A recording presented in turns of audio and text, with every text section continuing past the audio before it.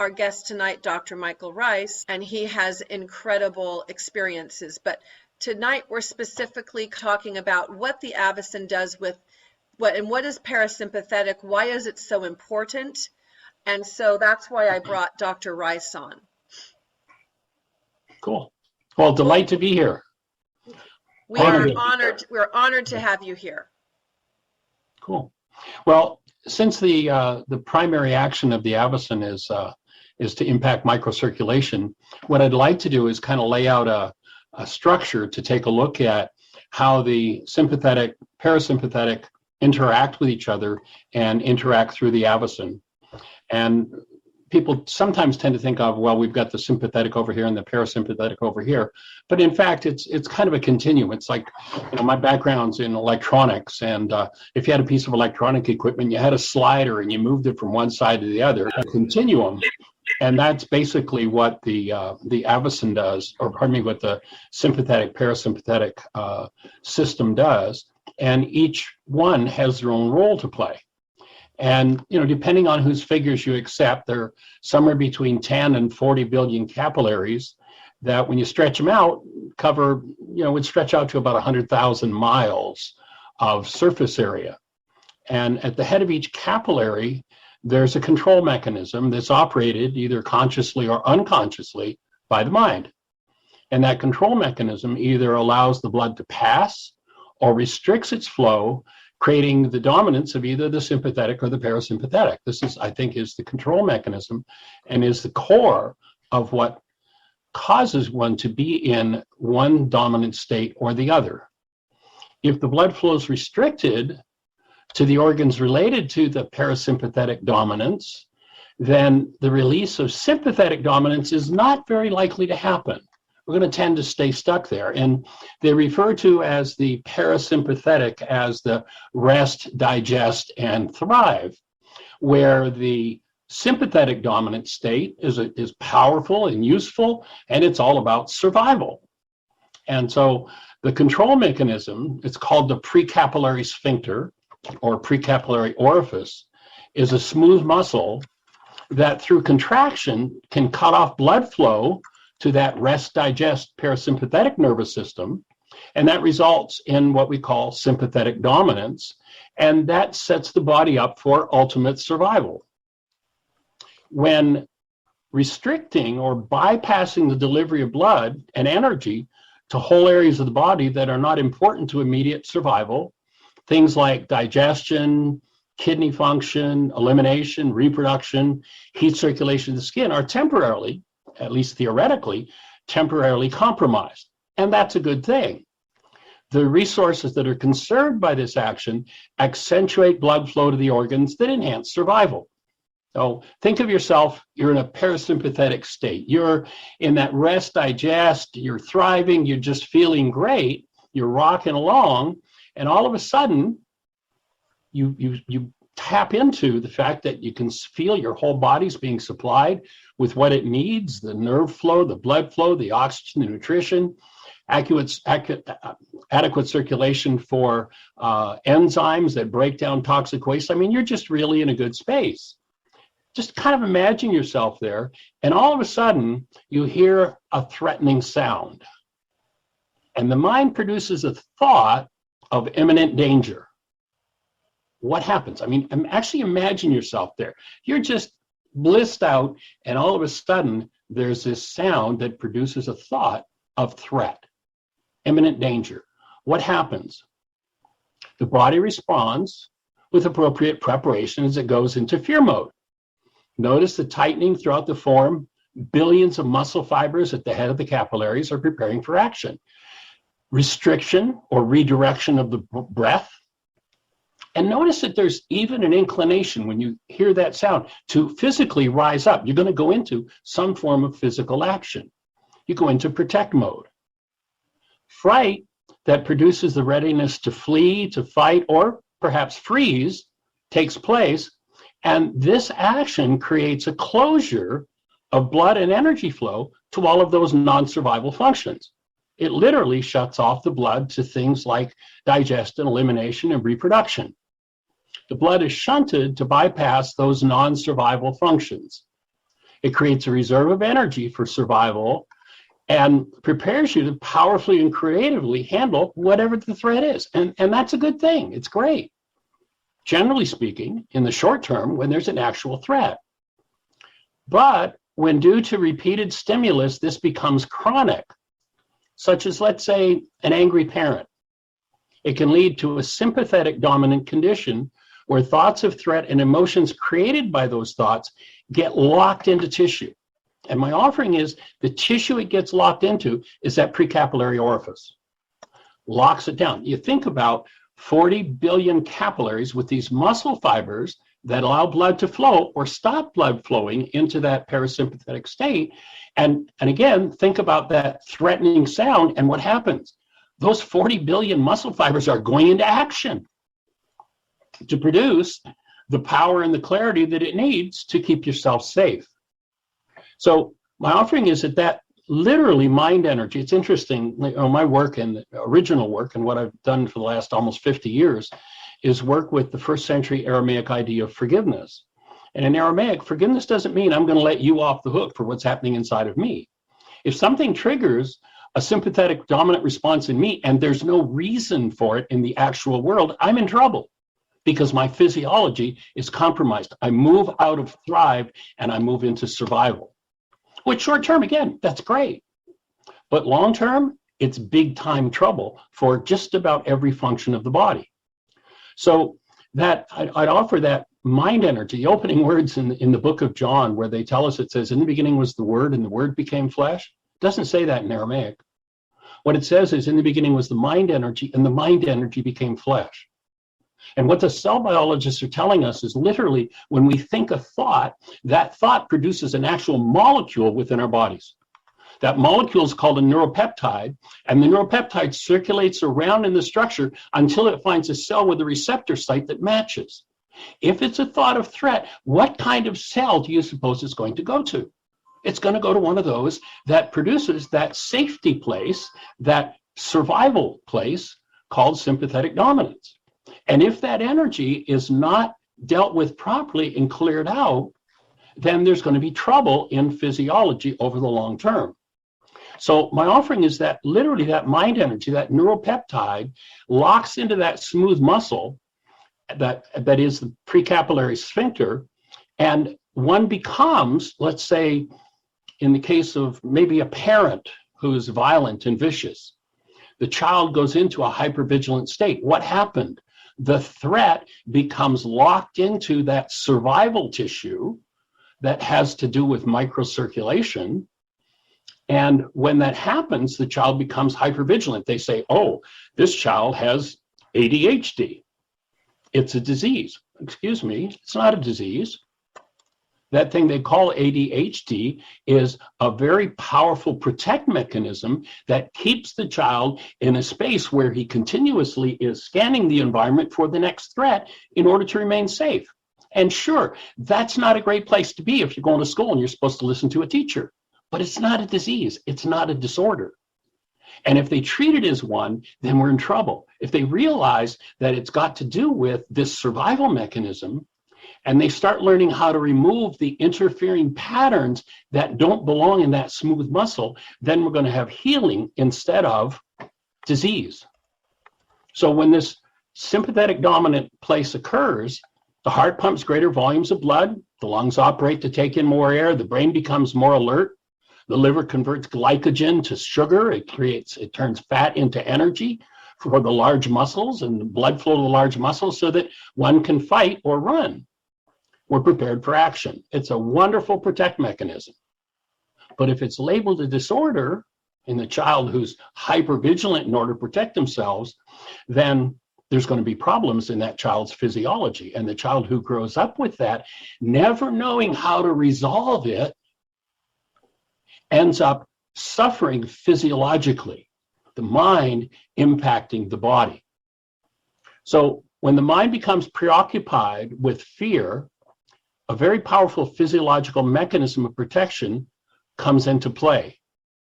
And all kinds of symptomatic hacks are applied, and those hacks exacerbate the problem instead of dealing with the cause. Thought disorders giving center stage to imminent danger where there is none causes as real a restriction of blood flow and oxygen flow as true danger does. The mind cannot tell the difference between a real and a present threat, and an unresolved memory of danger elicited by random situations and events around us create that kind of response in the body. If you want more information about that, you can go to my website, which is whyagain.org, and you can download my book free. Happy to have you have that, and we go much more deeply into that. Can you say that again, and I'll type it, Dr. Michael? Sure. Why again? whyagain.org is our website. You can download my book free from there. It's actually out of print right now. Amazon and eBay tend to have used copies available, but we don't have it in print at this moment. We also have the world's only forgiveness app, and I'll talk a little bit as we go on about how forgiveness takes us out of the sympathetic dominant state into the parasympathetic state. Forgiveness does not mean what our Greek-oriented backward culture tells us it is. Forgiveness has nothing to do with, I'm going to let you off the hook for what's happening inside of me. We need to move into a space of living and forgiving continuously, but never forgiving anyone or ourselves, because forgiveness has nothing to do with me letting you off the hook because I've gone into a sympathetic dominant state. The word forgive in Aramaic, the original technology on the planet, means remove.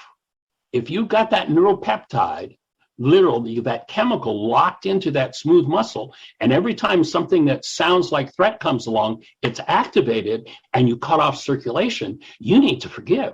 You need to remove that neuropeptide from those cells so that that circulation can open up. You can go back into that sympathetic dominant state and live as you're designed to, in a state of thriving. And you can also go to your app store on your phone and type in the words Heartland, Heartland, one word, Aramaic, Aramaic, forgiveness, and you'll be looking at the world's only forgiveness app. You can do the process right there on your phone, and 5 days a week I do a radio show from 1 till 2 o'clock Eastern time, and you can access that. What for me I discovered shortly after getting my own AVACEN is that AVACEN is a form of physical forgiveness. It does exactly what the ancient Aramaic technology of forgiveness does, only on a physiological level. So it enhances the whole process of removal of what doesn't belong. So if the activity of a thought disorder of danger where there is none becomes chronic, instead of a positive state of readiness, fatigue and depletion set in, and all the recovery resources that are there to support us in healing become overwhelmed. There's a thing called the exhaustion phase of the general adaptation syndrome that was developed by stress expert Hans Selye, and entering into that phase is where breakdown happens. And medicine just doesn't know what to do with that. The AVACEN does. It knows exactly what to do with that. So the restriction and stagnation of blood, oxygen, and nutrient flow creates a waste buildup. Now, think about the stench of a swamp where the river used to flow, but trees fell, it's become blocked up, and all of a sudden you've got nothing but overgrowth and organisms there that don't belong in a fresh flowing river. And what do you have? You have exactly the same condition as this stagnated flow by the closing down of these precapillary sphincters. And until that's opened, which is to me what the AVACEN just does so powerfully, there's really not much of a way to resolve it in our culture. So when that stagnant blood isn't allowed to flow through, acidic byproducts of metabolism, including acidic carbon dioxide, and the resulting congestion tends to crystallize, harden, and accumulate in the tissue right there at the capillary head and through the capillary into the tissue. So elimination is now restricted, and with elimination inhibited by the lack of flow due to that massive congestion, even if the vagus nerve and the parasympathetic system were stimulated, the restriction of oxygen nutrients needed by the organs that are so stimulated would tend to result in continuing cell degeneration, dysfunction, and putrefaction. And that putrefaction is an ideal food supply for infectious organisms to grow. You know, there's an old saying in naturopathic medicine, if you feed them, they will come.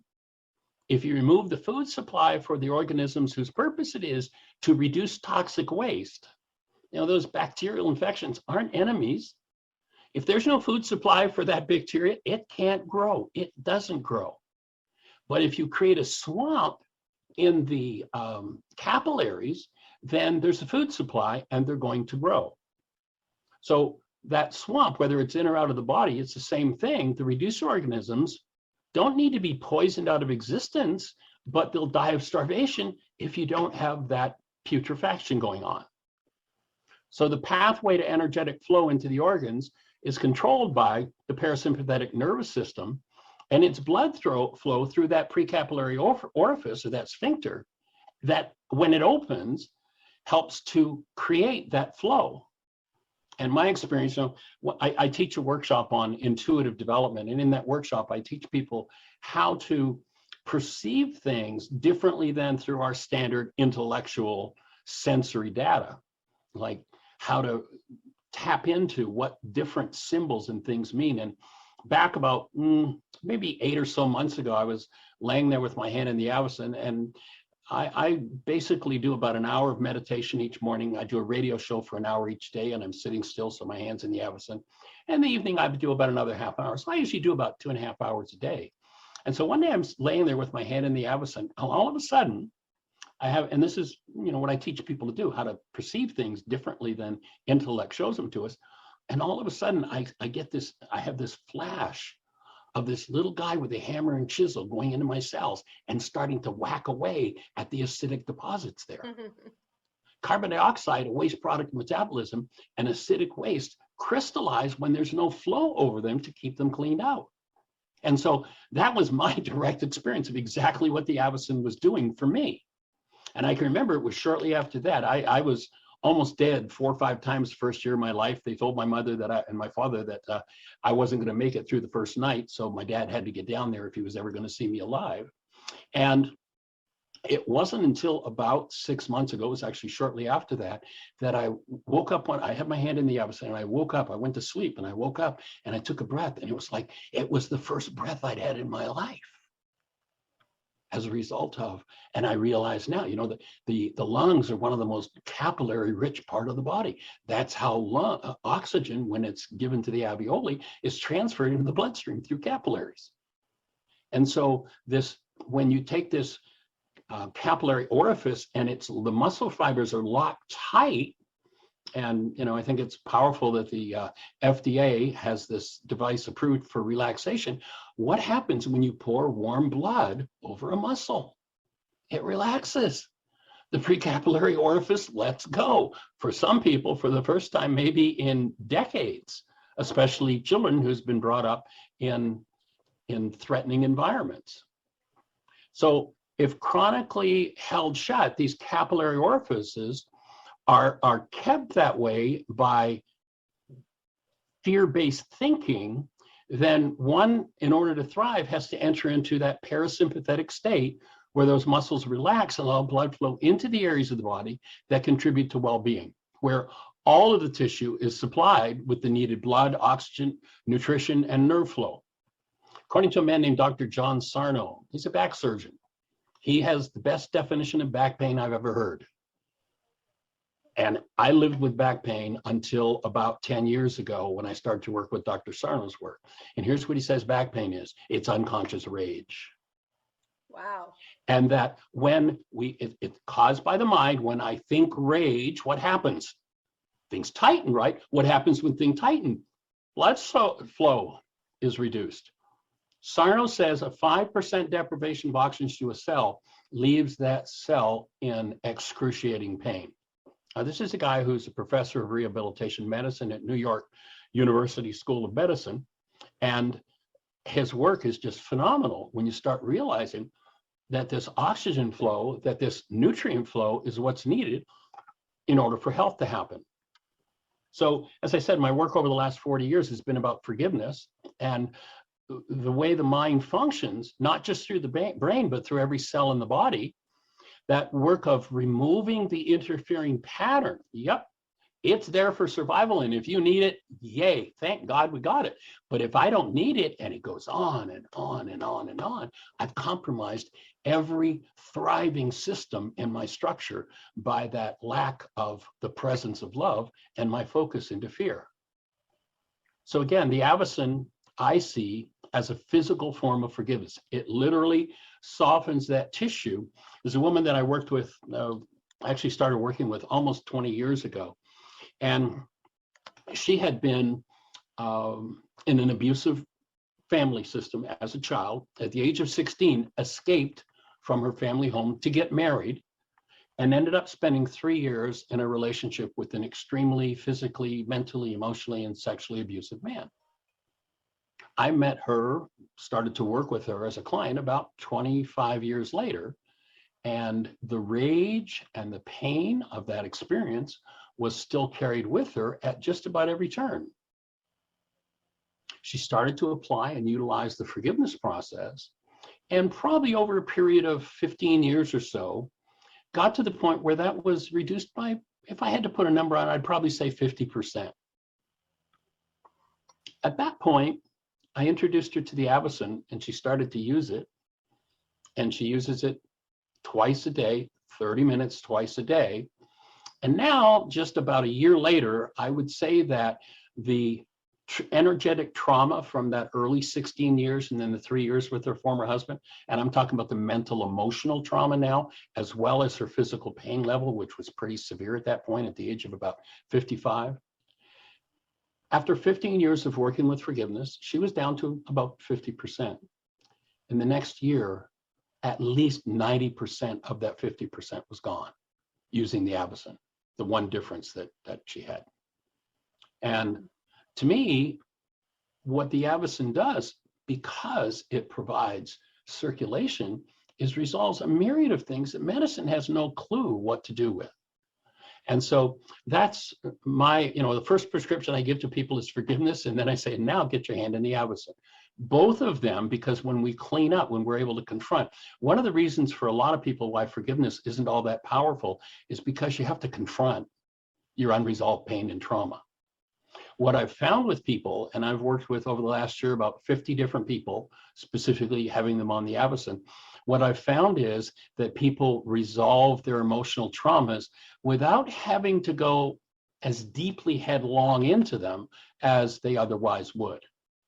And I believe it's because that softening of that tissue opens the energy flow. And when that flow is restricted, tissue can hold on to things.